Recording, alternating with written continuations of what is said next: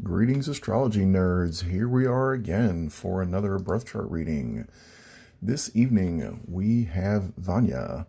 We have 28 December 1993, 5:10 a.m. in Jakarta, Indonesia. At that time, we've got Sagittarius as the rising sign at 28 degrees, so not much far off mine. Actually, mine's 28 degrees also.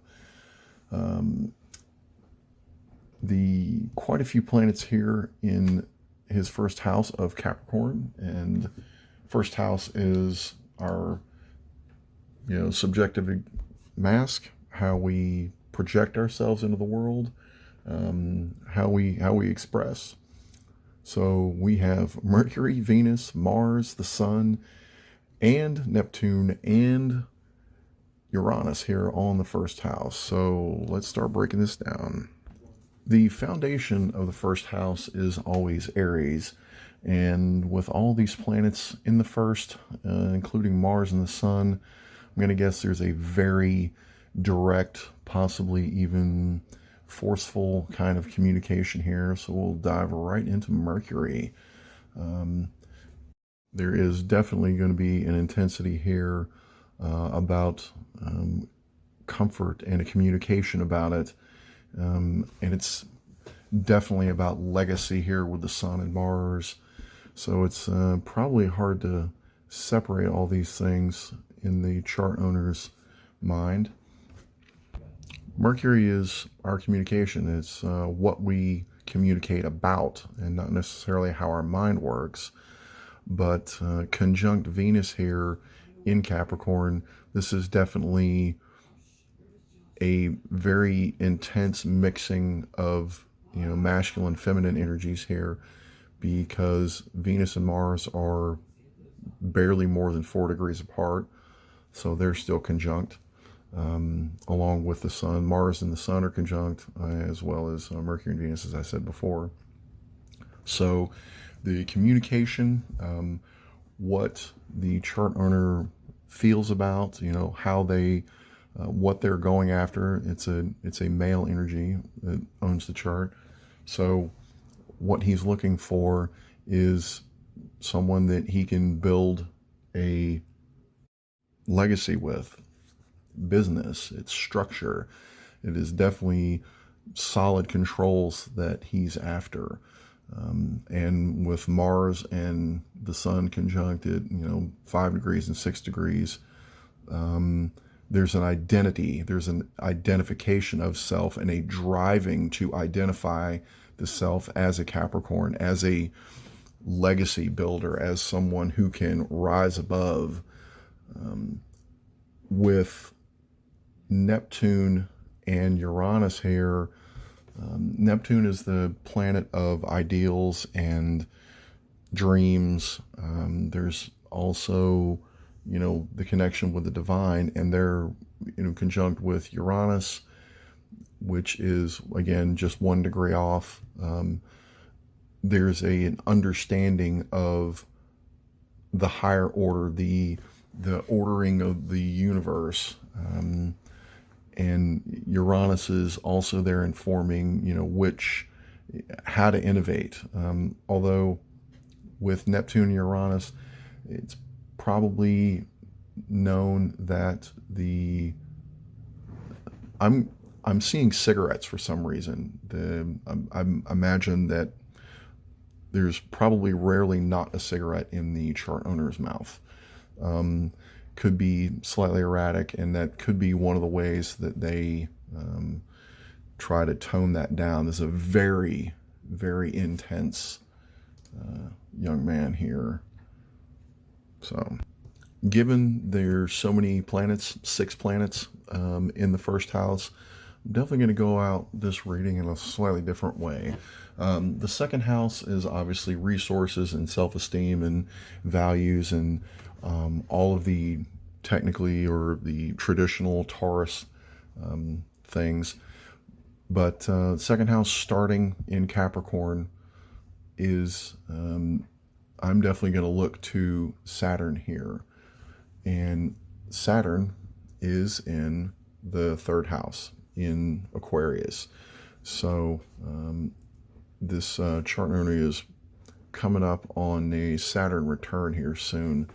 So with the ruler of the second house being in the third, there is a definite respect, or obviously a high level of value for that structure, but there's also a want to innovate. The rest of the second house is Aquarius, and one of the co-rulers of Aquarius is Uranus, in addition to Saturn, and they're both one on one side of the house and one on the other. So the valuing of that structure and the valuing of the out-of-the-box innovative sort of thinking and the go with the flow probably feels of some sort of divine nature, and there's definitely a hard structure in the mind of the chart owner about those topics that are even coming up in the world right now. Not sure whether to hold to traditional values or whether to forge ahead and create a new structure. The third house begins in Aquarius, and as I've said, Saturn is right here in the third house. The rest of the third house is Pisces, but there's obviously a constriction or a focusing of how to go with the flow, or how to jump streams, or which streams to jump into, or which of the global awareness kind of values, or what the chart owner considers valuable about humanity as a whole could be constricted here. Do they think about bridging gaps? Definitely, with 2/3 or more of their mind in that third house being Pisces. Third house being communication and how we think and write, and how we deal with our siblings. This is definitely interesting here to me. One of the co-rulers of Pisces is Neptune, and as I said, Neptune is in the first conjunct with Uranus, and the other ruler of Pisces is Jupiter, and that's in the 11th, and I'll come around to that in a bit. So there's still quite a bit of fantasy in the mind of the chart owner and how they like to think about things. Aquarians, sun sign Aquarians, moon, rising sign Aquarians, they all have very powerful minds. And with Saturn here in Aquarius in the third of Vannya, I have no doubt, very powerful mind. Probably very focused. Some people would probably think overly focused. And with that Saturn in Aquarius and that Pisces, a lot of people would probably say that he has ADD or ADHD, but it's the hyperfocus with the super expansiveness of Pisces. The fourth house begins in Pisces and continues on into Aries. The fourth house is home and private life, heritage, family, psychological foundations. And that begins with a bridging of the worlds, as the symbol for Pisces denotes. And the rest of it is a very go-getter, very focused, very, work hard, play hard kind of home environment or family environment that they grew up with, or their perspective of how they grew up, and then how they want to create their own home environment. With Vertex and Lilith being here in the fourth house, I'm almost having a rebirth kind of renewal and big pivots kind of things about the home and about that direct, not necessarily warlike, although Aries is known as the god of war, but it's still a very direct sort of energy, a very focused kind of thing. Lilith in Aries in the fourth house is lending to quick changes and uncertainties about home or about family. The ruling planet for Aries is Mars, and Mars is in the first house conjunct with the Sun. So there is even though the fourth house, the foundation of the fourth house is Cancer, it is, the nurturing aspect that we all search for at home, at rest. The ruler of the fourth house for the chart owner is Mars, again in Capricorn. So there's a want to build on a financial or a legacy in whatever manner they can, and identifying themselves as that force. The fifth house begins in Aries, and although the majority of it is Taurus. So again, back to Mars. The fifth house is creativity and recreation, entertainment, pleasure, play, children. So anything except work is fifth house.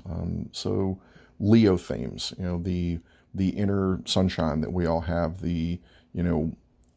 what creates an actual life that we all like to think about, as opposed to our work or even our legacy or our career. The majority of the fifth house being Taurus, and the ruler of Taurus being Venus. And again, Venus being in Capricorn in the first house, there's another business element to this.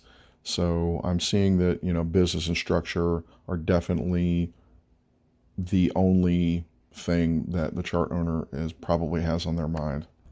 The sixth house begins in Taurus, although the majority of it is Gemini, with the south node in Gemini and a moon in Gemini.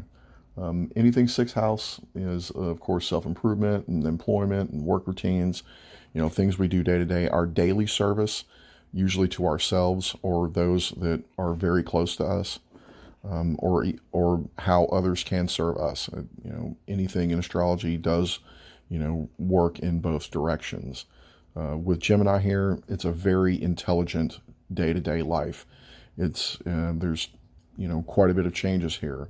There's a lot of communication, and that's what their emotions are about. The moon being in Gemini, the emotions could change quickly, and they're very focused being in the sixth house.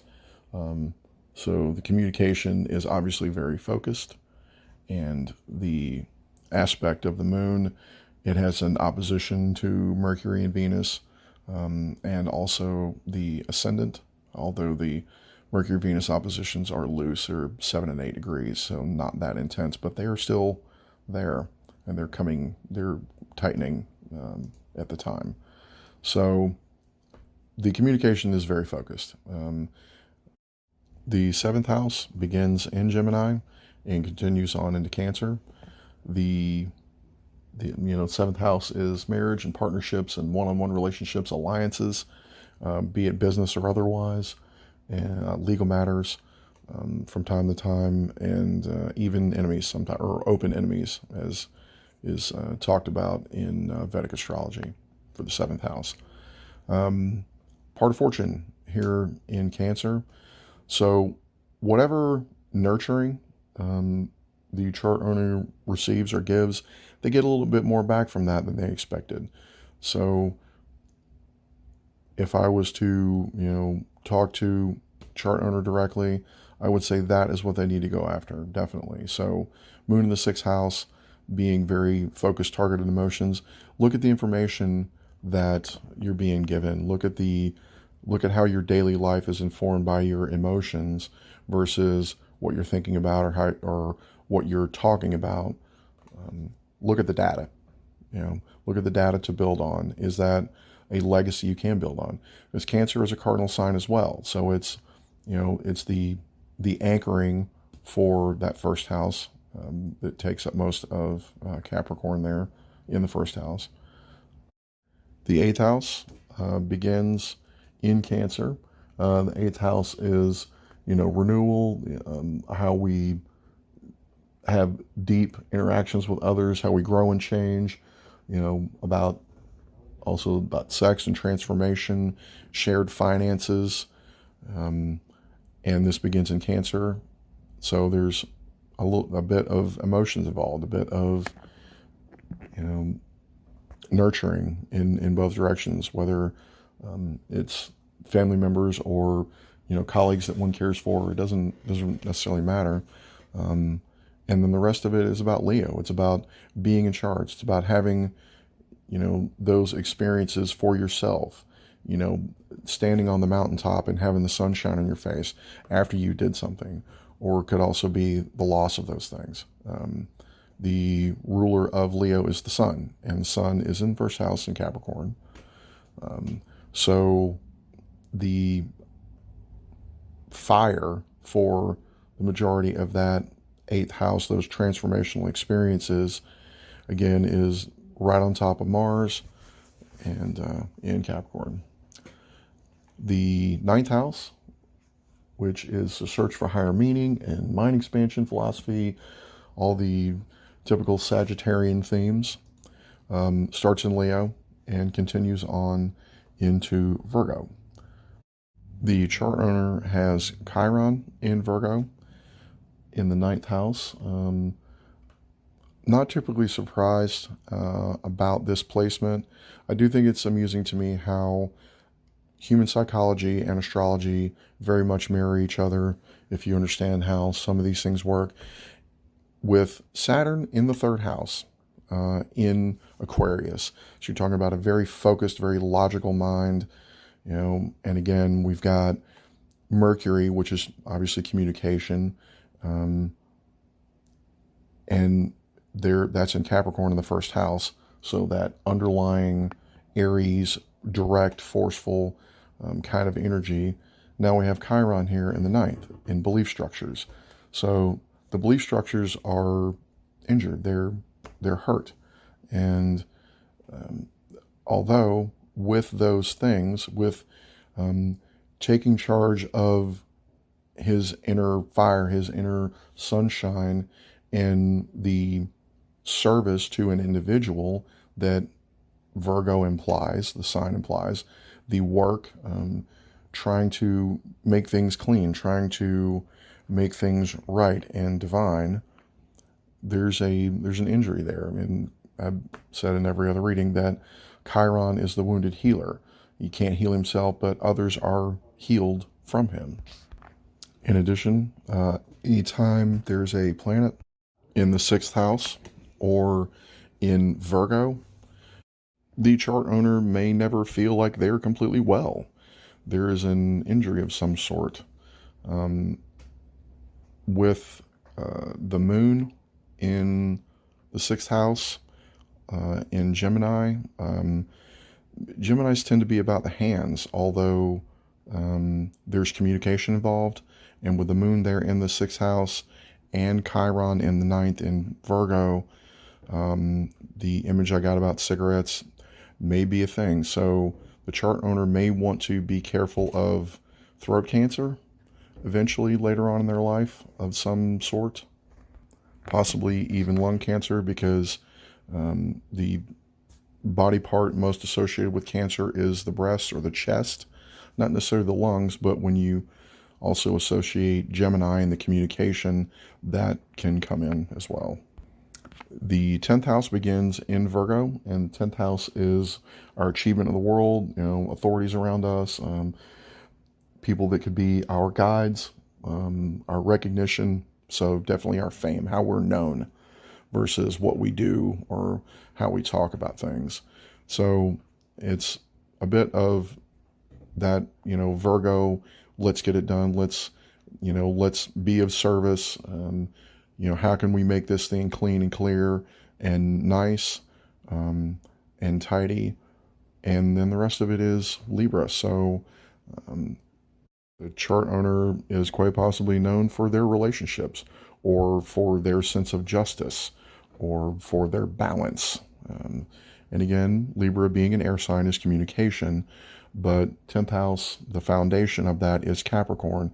So these could be tidy business relationships or very balanced business relationships. And the house ruler for the 10th house, for Virgo and for Libra, both in that 10th, are conjunct one another, Mercury and Venus in the first in Capricorn. So again, business and structure and legacy dominating this chart. The 11th house is about groups and our friends and collective endeavors, humanitarian ideals, global awareness. Starts in Libra, so there's a want for balance and a want for order and want for justice. The rest of it is Scorpio, is about finances again, about group finances, also about deep experiences and rebirth and other people's money, obviously, and about trust. With Jupiter here in Scorpio, things have to be real. They have to be true. They have to be just. They have to be right. They have to be fair. Jupiter is the ruler of Sagittarius, and it's that higher learning. But it's also co-ruler with Pisces, which is most of the chart owner's third house mind communication. The co-ruler of Scorpio is Mars. Mars is conjunct the Sun in the first house in Capricorn. The other ruler of Scorpio is Pluto. Pluto is the planet of birth and death and rebirth and deep felt experiences. There's also obsession and fear associated with Pluto. And I'm expecting, because Pluto is in Scorpio in the 11th house, there probably is obsessions with trying to figure out how to go into business with as many people or as many groups as possible and how to serve, humanity. There's a heavy service element to this chart also. And going into the 12th house, it starts in Scorpio, but is dominated by Sagittarius and the north node of the moon being in Sag. The north node of the moon is our soul's evolution, what we're, placed here to do. And that's service to humanity for this chart owner. It's, north node is, in Vedic astrology, is Rahu, is the head of a dragon. He devours, he just eats. There's no contemplation, he just goes. And the foundation for that is in the 6th house in Gemini. The 12th house is about, again, service to humanity, self-transcendence, self-sacrifice, how we retreat, unacknowledged or repressed parts of ourselves. And Chiron in the 9th house, again, this is not a surprising spot for a north node for the chart owner here. So experiences about those subjects is definitely, what this is about, and is another chart owner here, quest to represent the downtrodden and how to care for themselves on the daily, or how to care for an individual, or care for a partner, or who cares for them, and also for other people to, other, like minds, to try to expand, consciousness and trying to serve humanity, being shoulder to shoulder with them, being in business with them, serving them, and seeking nurture from them, nurturing them in a very business-like manner. The nodes of the moon are to shift into North Node in Taurus and South Node in Scorpio close to the end of January, and that's going to shift global consciousness and global focus from information, things that in your mind, things that you have discovered for yourself, or things about our close environment. That is going to shift to our self-esteem. That's going to shift to what we know has value, things that, are solid, that we have in our hands, that we know of, and not to be fearful of others, not to be, South Node Scorpio, or to not think that others have our back, or think that something that somebody else tells us is valuable actually is.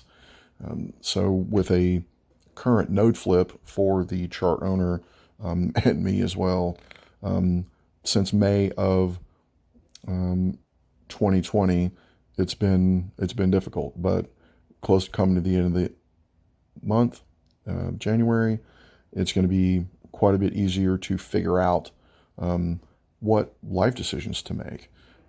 With also with Pluto almost done with his motion through Capricorn, marching across the chart, owners, all those heavy planets there, with Venus retrograding across them, it has probably been a very intense December, and will continue to be intense until March when those clear. When those nodes do shift from Gemini into Taurus, it may take a week or so, but chart owners' focus is going to go from their daily life to those recreation topics. Go ahead and pick, that North Node in Sagittarius in the 12th. Serve humanity. But is it entertaining? Is it about that recreation? Is it about those things? So there might be a job shift here, with Venus marching across all these planets in Capricorn in the first. There might have been a job shift that's happened here, because it's a big topic shift specifically for this chart owner, going from focusing on their sixth house, on their daily life, on their soul's mission, to the fifth house, into Taurus. So it may take some time. There may be some, obviously topics of finance and of structure. Taurus is fixed earth, and we're going from mutable air in Gemini to fixed earth in Taurus. So it's going to be a little bit of a jolt for everybody. One last element for the chart owner, in June, actually late May, coming into June, should be their Saturn return, but it gets within 1 degree, and then Saturn retrogrades back into the owner's second house, back into Aquarius, and then the Saturn return is actually not until February of 2023. So he's going to get a taste of it, and then it's going to hit again. Probably just one pass. Although coming forward, touching it, hanging out, stationing, again going retrograde, then backing off, and then coming back forward. Saturn is a slow mover, and he takes time. So he's going to get a bit of a taste before it goes. So I'm definitely sensing, there's a shift in the mind, and then back into shifting of values as Pluto continues to move forward through Capricorn, move from his first house into his second, into his value system. So job change, career change, very heavy light change coming up here in the next 2 years for this individual. I guess that's really about it.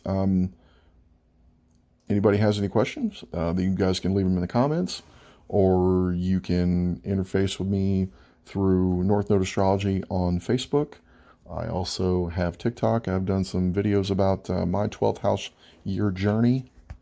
You're welcome to do that. Vanya, thank you for letting me put your chart up and put this video up, and I'll send it to you before everybody else gets it. Good luck. If you've got any questions, you know where to find me. Thank you very much. Everybody enjoy.